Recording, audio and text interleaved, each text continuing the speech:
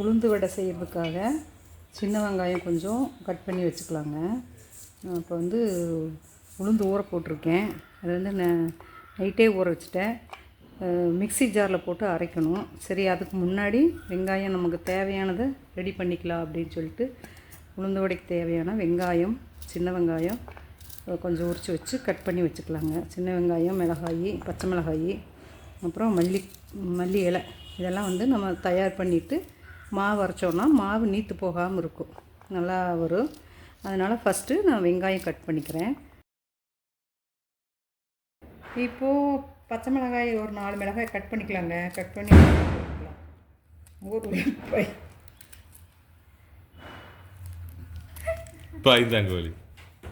அவ்வளோதான்.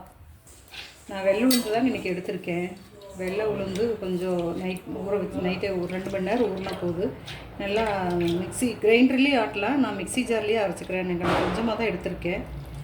அந்த ஊற வச்ச தண்ணியே நம்ம ஊற்றிக்கிறேன். இது கூட கொஞ்சம் ஐஸ் க்யூப் போட்டிங்கனாலும் நல்லா வரும்.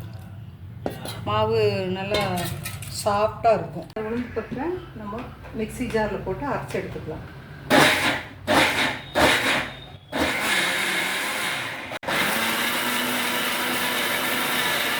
எல்லாம் தள்ளி விட்டு நல்லா அரைச்சிக்கலாங்க. அரைச்சிருச்சு இந்த சைடில் இருக்கிற உளுந்தெல்லாம் நல்லா அரை வரணும்.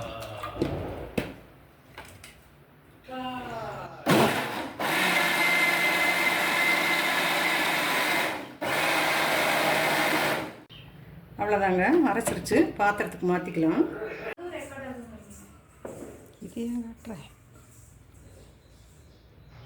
சாரில் இருக்கிறத பாத்திரத்துக்கு மாற்றிக்கலாம்.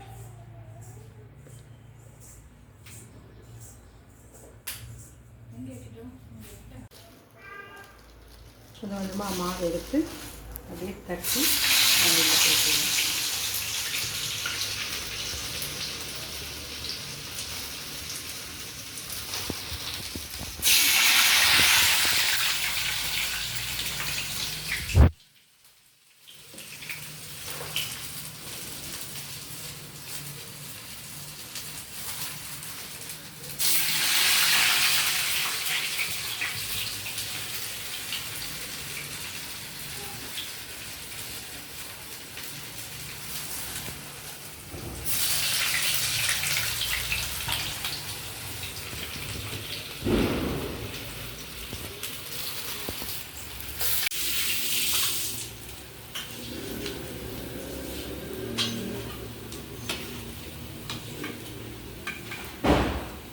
ஒரு சைடு வெந்தோடனே அடுத்த சைடு நம்ம திருப்பி விட்டுக்கலாம்.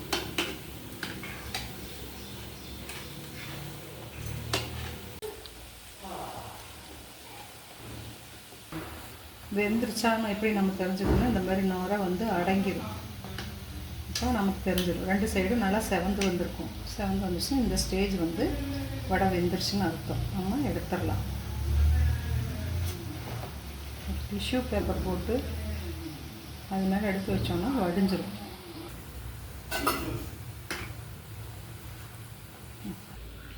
அவ்வளோதாங்க, உளுந்து வடை ரெடி ஆகிடுச்சு.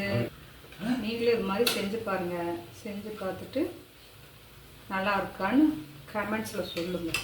ஓகேங்களா? தேங்க்யூ.